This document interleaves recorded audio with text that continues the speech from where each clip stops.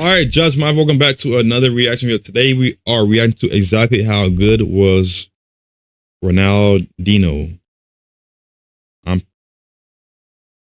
think I'm pronouncing it Ronaldinho. I don't know. I don't know if I'm pronouncing his name wrong or right, but if you're new to my channel, make sure you're liking the video, subscribing if you haven't already subscribed. Grab your, it's not too long of a video, but grab your snacks and all things of that, your beverage, your cold drink, all that. But I ain't gonna waste too much time. We're gonna see how exactly good was Ronaldinho, and we're gonna see how good he was. We're gonna hop into the video.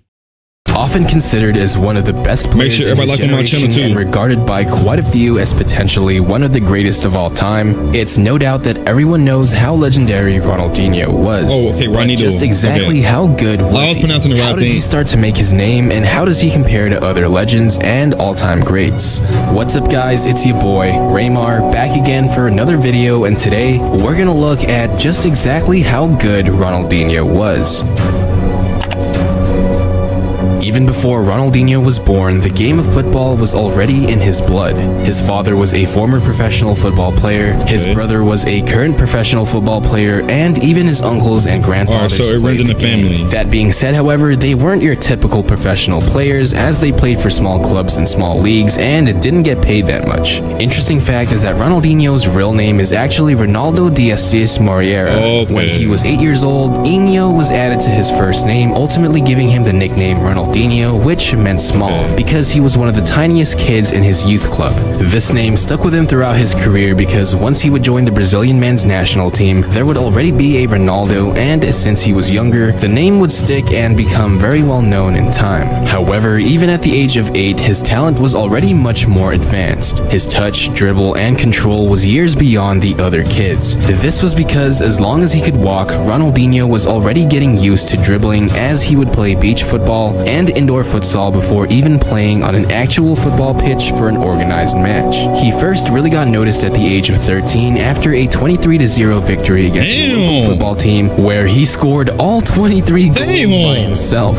You know, it's like when you play FIFA My Player in easy mode, because my goodness, that must have been absolutely embarrassing for the other team. Ronaldinho would make his professional senior debut under Grêmio in the Brazilian Serie A, scoring 23 goals in 48 matches only at the age of 18 in 1998. The next year, he would be called up for his very first international match in the 1999 Copa America, where Brazil would go on to win. Then, just a week later, he would go play for Brazil in the 1999 Confederation against Saudi Arabia, ultimately winning the tournament Golden Ball and scoring 6 goals to win. The age of 19 is still pretty impressive. Surprisingly, the very first European team to ever approach Ronaldinho just happened to be Arsenal in 2001. However, the move never happened because Ronaldinho couldn't get hold of a work permit due to some rule about being a non-European and not playing enough international matches. So sorry, Arsenal fans, you guys could have seen a young Ronaldinho playing with Thierry Henry and Dennis Bergkamp, but hey, maybe in an alternate universe they did. In reality though, the first European team to secure Ronaldinho's signature was PSG in 2001. He would sign a ridiculously low 5-year, €5 million deal. Honestly, I have no idea how they were able to sign him for such a low fee. Months on the bench before he would slowly but surely start being included in the starting lineup. It would be after the winter break in his first year with PSG that he would really start getting more recognition. During his return from the break, he would go on to score in 4 consecutive matches, earning him a permanent starting position. In just his first year with PSG, Ronaldinho would go on to score 13 goals and have 4 assists in 39 appearances, leading his club in scoring for all competitions. Although the young Ronaldinho was already rising up and becoming a superstar, he would have a complicated relationship with his coach at the time, Luis Fernandes, who would criticize him, saying that the young Brazilian was too caught up in the Parisian nightlife and complained that he would never arrive back on time from his Brazilian holidays. I mean, what's up with Brazilian stars getting so caught up with partying? You have Ronaldo, Pato, Adriano, and Ronaldinho all known for their excessive night lives. I definitely need to try a Brazilian party one time. But anyways, the very next season for PSG, Ronaldinho would score 12 goals and have 4 assists in 37 games, which was pretty much the same output he had last year, where he would again lead his club in scoring across all competitions and lead his club into the Coupe de France final, but PSG wouldn't win any form of silverware that year and would end up 11th in Liga in standings. After this season, Ronaldinho requested a trade due to the club's failure to qualify for any European competition, where he knew he would make an even bigger name for himself on a bigger stage. The summer of 2002 also brought a lot of spotlight and praise for the young Ronaldinho. The World Cup hosted by South Korea and Japan really showcased just how skilled and talented Ronaldinho was. Rivaldo, Ronaldo, and Ronaldinho would make up what was known as Brazil's 3 Rs, their unstoppable offense that dominated the 1999 Copa America. Ronaldinho would go on to score 2 goals and have 3 assists during the tournament. It might not sound that impressive, but Ronaldinho saved his team from the brink of elimination during the quarterfinal against England. Brazil was down 0-1 until Ronaldinho had an amazing run and passed the ball to Rivaldo for an easy goal and assist. Then he would score one of the most iconic free kicks in World Cup history with that perfect upper 90 corner shot. If not for Ronaldinho, Brazil would have lost this game and wouldn't have been able to win the country's 5th World Cup title. By the end of the 2002-2003 season, Ronaldinho was a proven global superstar at the age of 23. Barcelona made it their mission to acquire him as they outbid Manchester United to sign Ronaldinho for 30 million euros.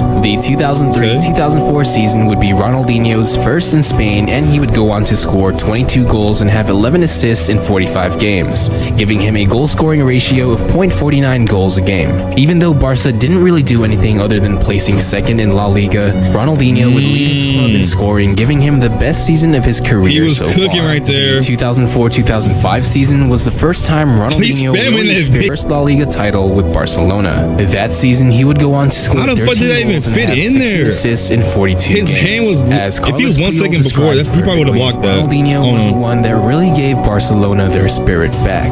Ronaldinho also won his first FIFA World Player of the Year award and coincidentally also scoring 26 goals and having 25 assists in 45 games, which would be an amazing .50 record for the most goals scored in the history of the tournament with 9. This amazing year and season would land him his second the award more than once other than Ronaldo and Zidane. And finally, to cap it all off, would also win the prestigious Ballon d'Or. Ronaldinho was so good this year, even after destroying Real Madrid at home at the Santiago Bernabeu for the El Clasico.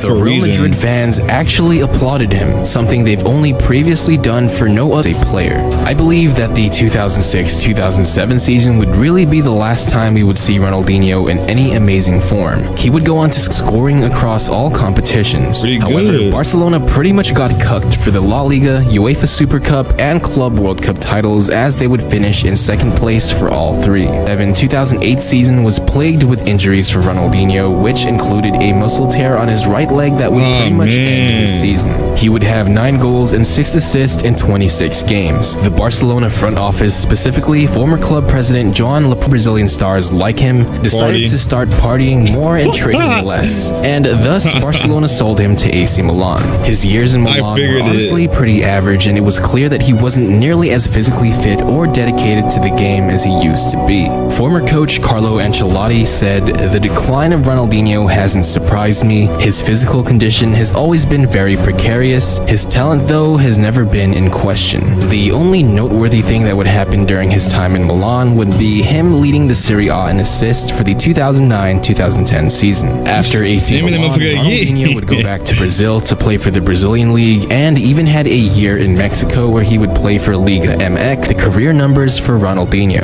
For Brazil, he would score 33 goals in 97 games, and for his club career, he would score 280 goals in 719 appearances, for a total of 313 goals in 816 games, ultimately ending with a career goal-scoring ratio of .38 goals a game. How does this compare to our previous players in the How Good Are They series, David Villa and Samuel Eto'o? Well, Villa and Eto'o were just absolute goal-scoring monsters, were much more consistent in their careers, had longer primes and more dominant years, but even though they're both legends, the ball was an absolute they have to turn that shit perfectly. Had godly touch, and gave us all unforgettable and iconic moments, and finally inspired countless young players, myself included, to go and try some of those retired, still goes out and tours the world as a global ambassador for the sport. Also, you just just can't hate the guy. He's always smiling and seems like he'd be really cool to hang around. For crying out loud, he was the cover of FIFA for 4 different years, which is absolutely insane. You never really hear stories about Ronaldinho beefing it up with any other players too, which just goes to show you his charisma and the respect other football guy fans are.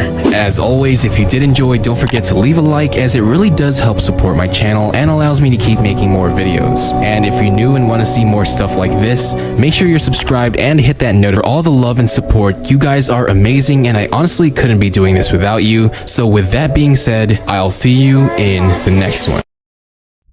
All right, Josh Mafia, that's the end of the video. Exactly how good was Ronaldinho? But if you made it to the end of the video, make sure to like the video, subscribe if you haven't already subscribed, and let me know, as he said, let me know down below in the comments who's better, Ronaldinho or Neymar.